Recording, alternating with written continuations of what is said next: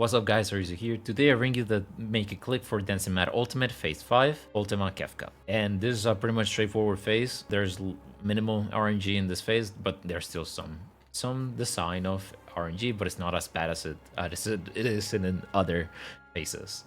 Again, this is Make It Click is for what I look for in the mechanics, what I look for in the strats, what I look for in specific things to help me be more consistent. It's not an actual strat, it's not an actual like specific guide of how you should do the mechanic. And well, without further ado, if you like the video, like it. If you dislike it, dislike it, and vámonos. So how will you know if you actually got to P5? That's the very first thing. If you can actually see the Ultima Upsurge Raidwide. If you don't see it, you get a text box and it says like, oh, try again later. Try again next time, right? So once you get here, this is a perfect time to check stances. This is really important because depending on the tank that is imbling first, they need to be second in aggro. So that's another thing that we're going to talk about once we get there. But don't worry about it. At least for now. Just make sure you have tank stance. Then we're going to figure out like exactly who has to poke it. Like you can see the specific midi that you do. Okay. The next important thing is that at least for, I think it's the off tank and the fizz range, they need to send their mid a little bit earlier than when he is targetable. And it's this specific line that is coming up right now. I'll race to the ground with a smile. You're gonna see this in Japanese. As soon as it's done saying the line, they can start pressing Shield Samba. And as you can see, there's Shield Samba, there's Dark Visionary. Or if you have it, you know, this text box, it's when it's about to be done.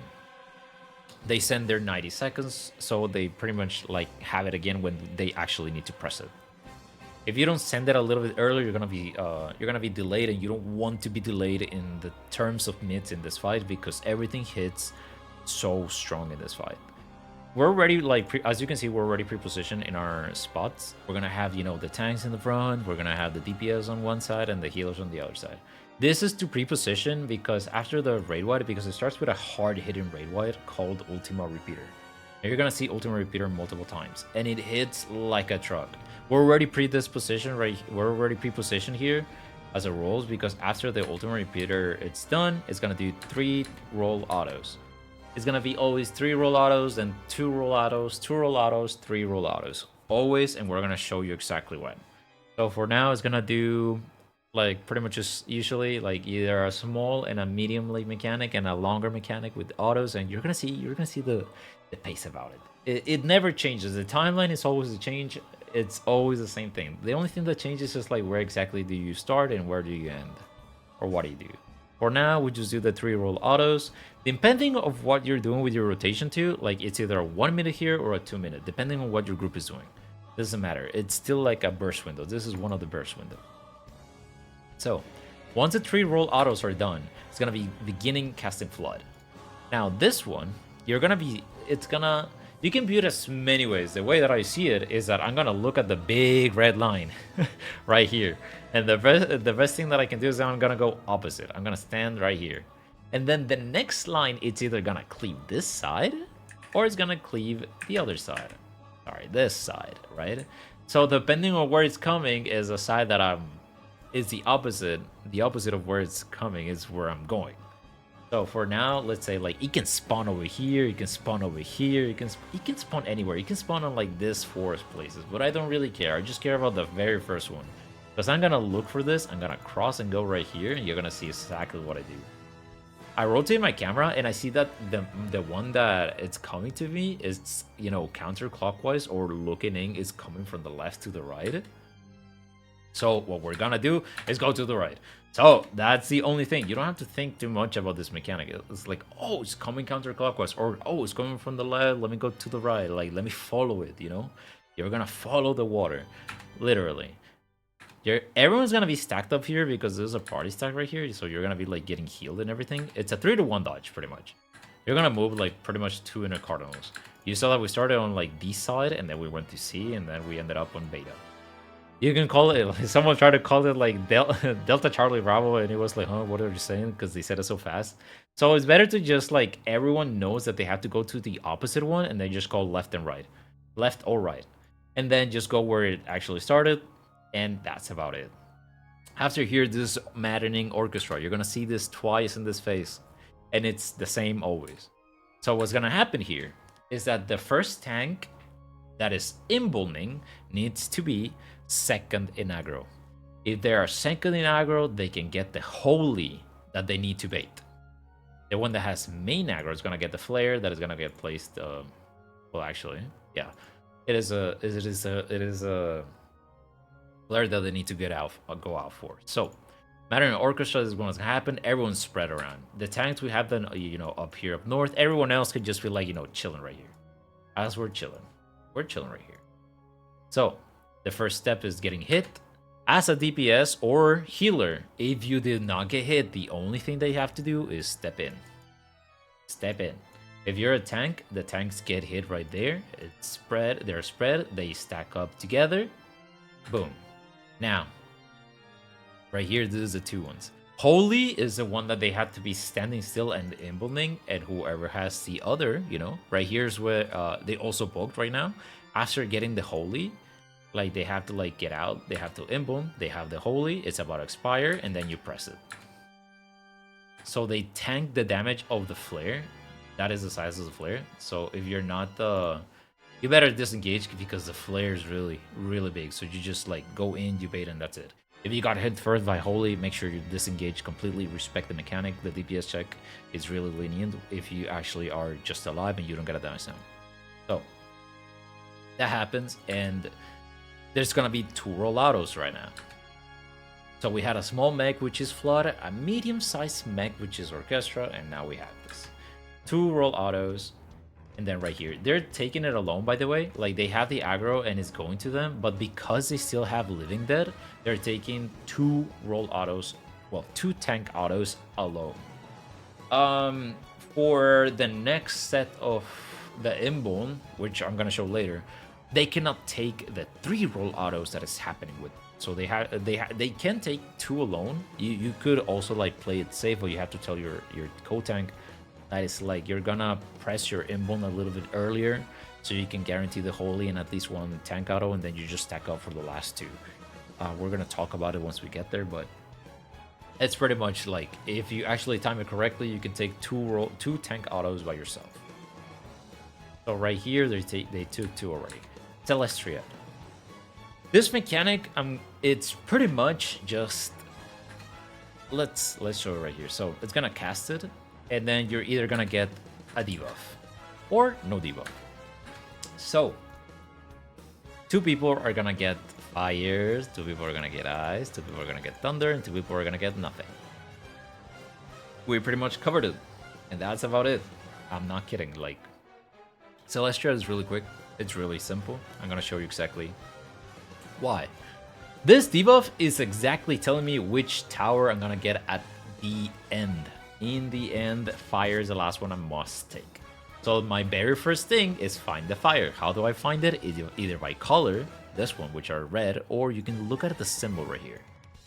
So what I'm gonna do is I'm looking at them, and I'm gonna look right for the first available tower. Or clockwise, whichever works for you. It's clockwise from fire, the first one that is available. Why do I say clockwise? Because someone else that has no debuff, they have another prio, and you need to be careful about that. But I'm gonna show you the no debuff POV in a little bit. So for now, it's fire, so it's the first available tower is one of these 3. It's always 3 towers. It's always 3 fires, 3 lightning, and 3 ice.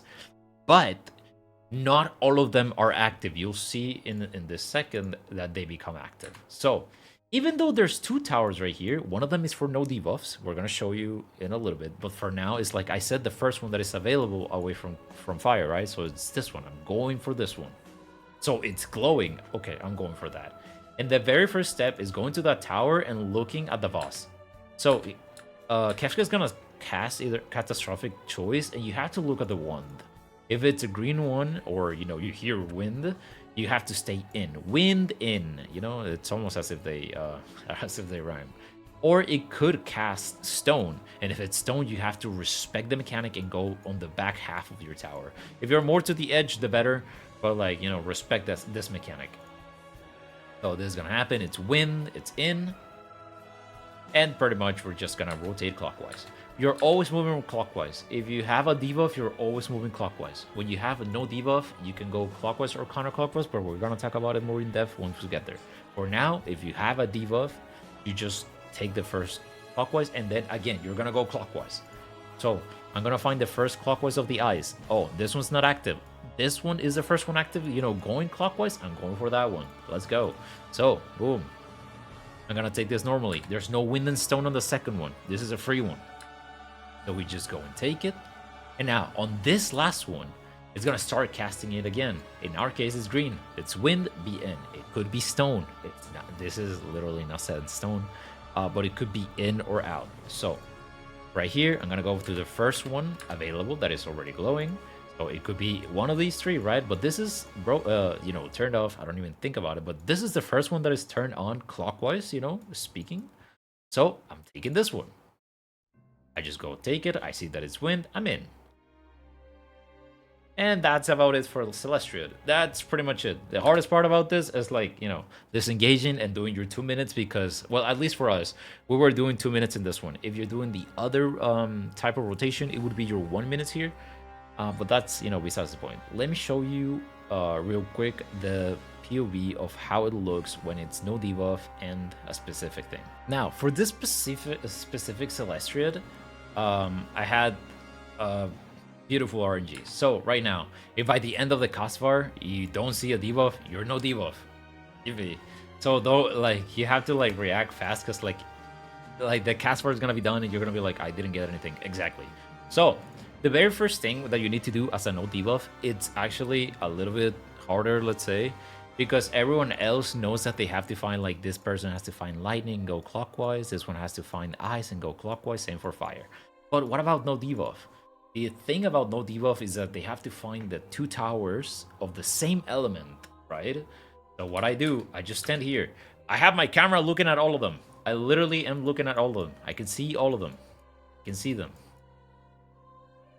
And once they start glowing, I can see immediately which one I need to go. The way that it works for me is that I look at which one it is, regardless of where it spawns. Right now, it spawned like this. Looking at them, I will always go to the right one. Or counterclockwise, you know, the other way. But this is just for, like, the initial one. Because I'm gonna take the first one, and then my movement dictates what I have to do. Right here, you can see there's stone. It's literally the yellow color. You can see the stone over here. And pretty much you have to, like, get out, you know, respect the mechanic. Because it's pretty much the half of the tower. Make sure you're out. So right here, usually everyone else can just go clockwise. If you're a no debuff, you don't have that privilege. You're either going left or you're going right. You know, you're either going clockwise or counterclockwise. How do you know that? You have to look out for the next set that is actually glowing. In my case, this is not glowing, this is not glowing, therefore I'm going counterclockwise. And I'm sticking to that specific, you know, orientation. If you're going clockwise from the start, you keep going clockwise. You don't think about it. In my case, I have to go counterclockwise because the next 2 are there. And it has the same thing. I'm rotating counterclockwise. So I'm basically looking for the rightmost. This is the first one from, you know, looking from the inside to the outside. This is the right one that is like the glowing. And I just go get that. And, you know, as we said, there's a freebie where, like, you just go into your tower and you take it. And right here, we're gonna take this one, or this one, right? Well, not this one, actually. Because, like, if there's 2 towers glowing, you're pretty much, like, never guaranteed to take this one. So it's either this one or this one, you know? In our case, it's this one. This one's glowing. Oh, okay, I take that one. That's it. So I took my tower. I go. This is the right one most. Oh, now it's wind. Okay, it's it. And then you solve it. It's a rather quick mechanic, you know? But what's gonna get you, it's probably... Oh, sorry. What's probably gonna get you is that the colors are not actually the same, you know? Because, like, for fire, it's red. For ice is, you know, blue. But for some reason, the thunder that it's purple, it's actually yellow now. So, like, okay, like, I guess it had to be yellow for some reason. But hey, I don't do this ones. But, you know, sometimes the thunder is purple, sometimes the thunder is yellow, like, you know, the daggers and stuff. But yeah, you know, that happens. It's lightning, it happens, and then that's it.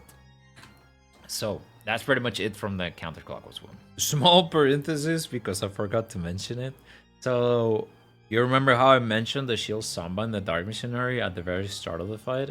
So right here, when we're about to be done with Celestriad, as it's most likely around this time that it's doing this is the third set of the towers.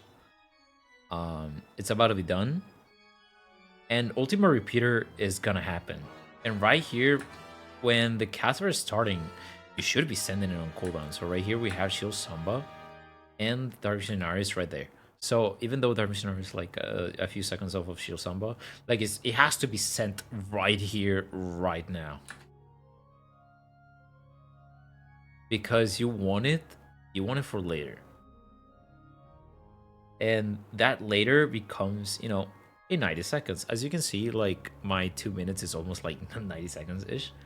So like the next 90 seconds, it's actually over here when we're doing the Forsaken one. I'm getting way ahead. Just like right here, we're about to get Shield Samba, Dark Missionary, because it's gonna cover, the party stack, another Forsaken, another party stack. And this is like the best, timing to do it because you're gonna catch everything. As you can see, Shield Samba is about to catch. Shield Samba and Dark Missionary are catching those specific stacks and Raidwide. It's really crucial that happens. And at least for, Heart of Light, it was used right before in Celestriad.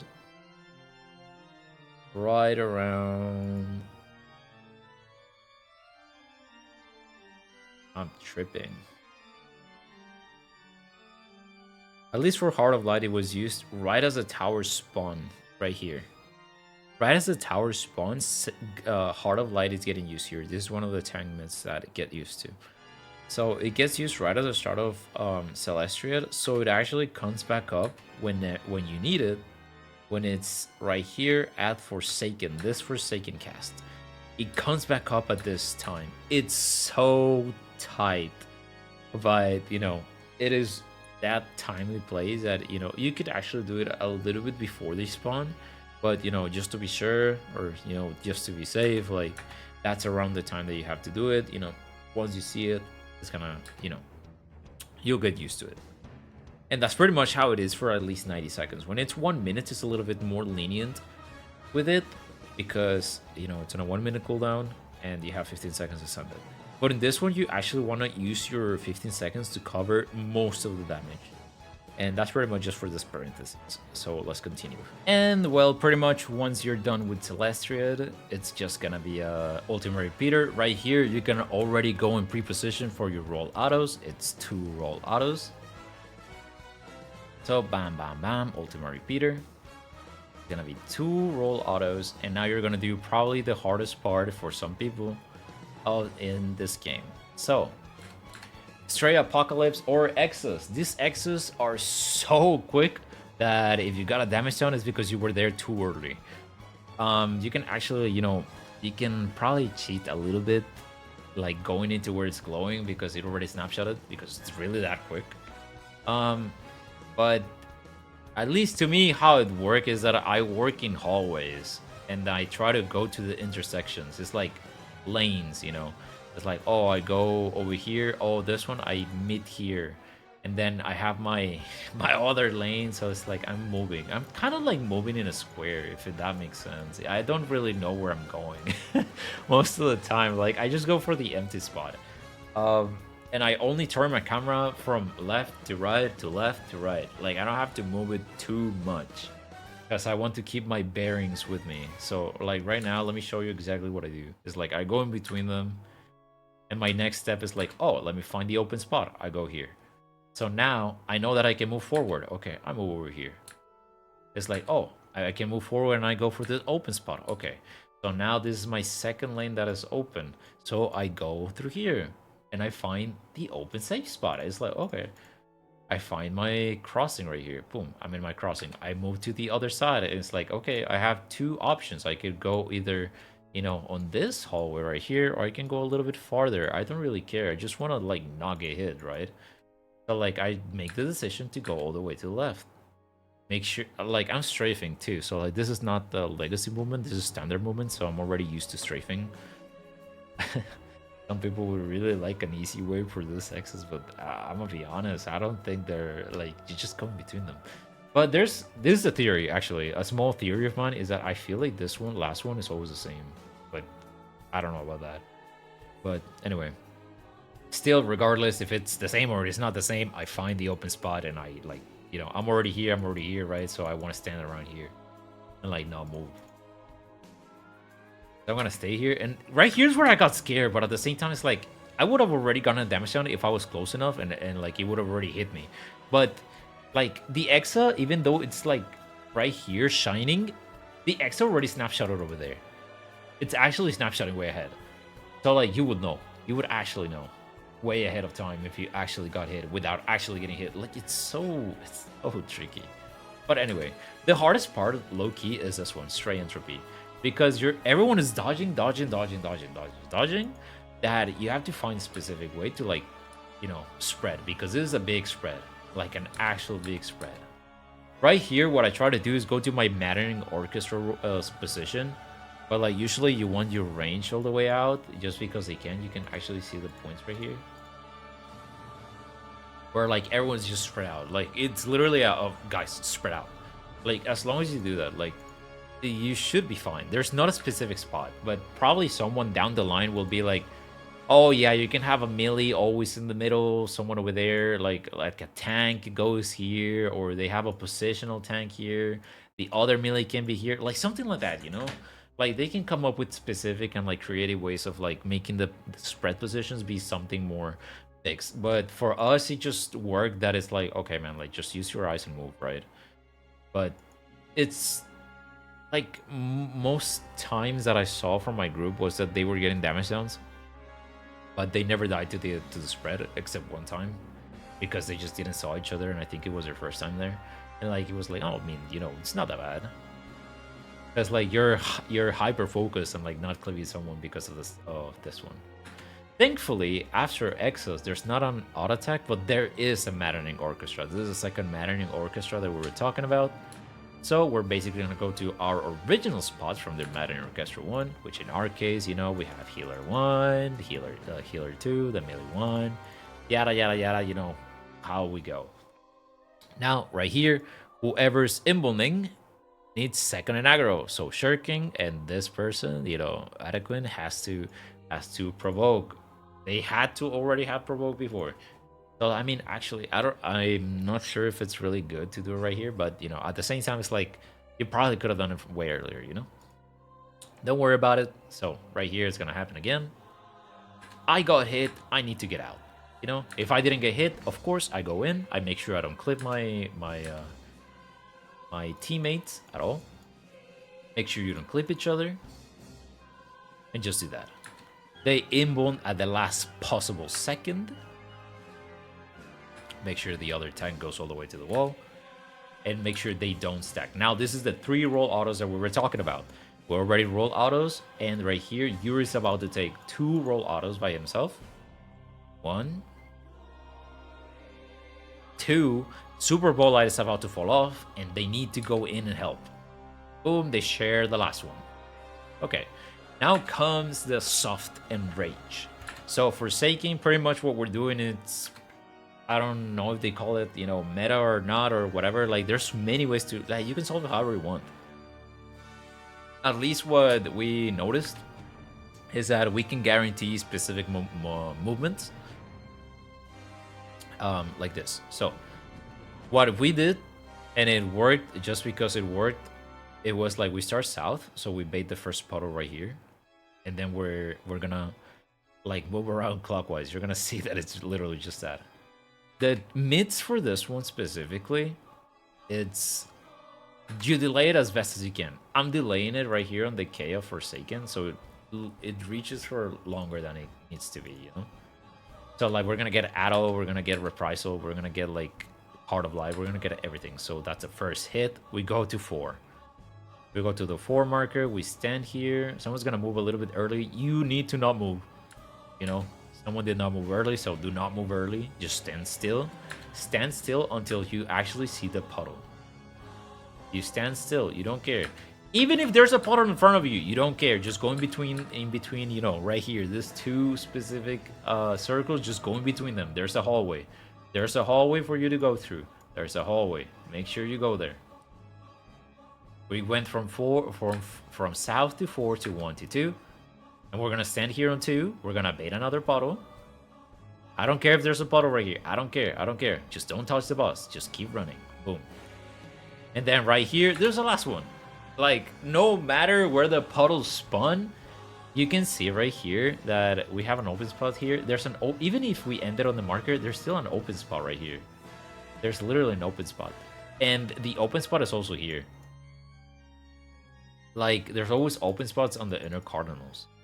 So, like, as long as you're on the marker, you will never get hit. If you actually just, like, move clockwise, you can guarantee going from south, southwest, northwest, northeast, southeast.